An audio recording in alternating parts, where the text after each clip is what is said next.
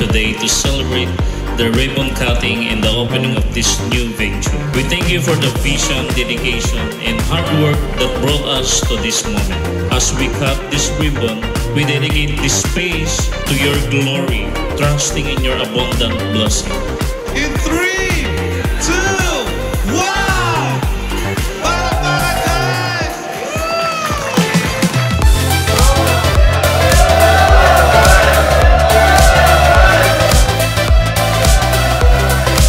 Buti na lang meron ng branch sa San Jose del Monte, Bulacan. Ayan, so pinalapit na ang Salveyo sa inyo. Grabe, no? Kaya, huwag mo nang patagalin. Ikaw na lang ang iniintay. Dahil open na po yung Bulacan branch natin, mas madaling i-share itong opportunity na meron dito sa Swap. Una sa lahat, convenient and hassle-free. Mag-purchase ang reorder even do sa mga packages natin. And very premium and effective yung product na meron dito. Ang barley po na mention sa Biblia, 37 times. Would you imagine? Ganun pala ka-importante ang barley. And I do believe this company, Salveyo, na ibahagi po ang kabutihan na yan. I could say that you are in the right track of the business. Sa Salveyo po, sa pag-network namin, pagbibenta, marami na rin po kaming nabili, marami na rin po kaming naging result.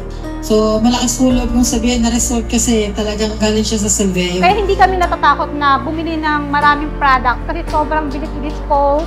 Yung mga tao talaga, hindi mo kailangan ipagpilitan sa kanila kasi kailangan po nila, nakakatulong po sa kanila yung product. Yun kasi yung maganda sa company natin. Meron tayong winning product. Alam niyo po yun, mga customer na yung lumalapit sa atin.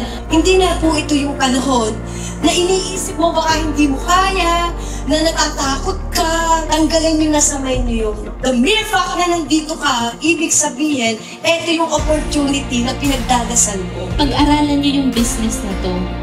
Kasi dito sa ganitong klaseng business, ito lang kasi yung nakita ko na yung ordinaryong tao, pwedeng mabago yung buhay, pwedeng kumita ng extraordinary income.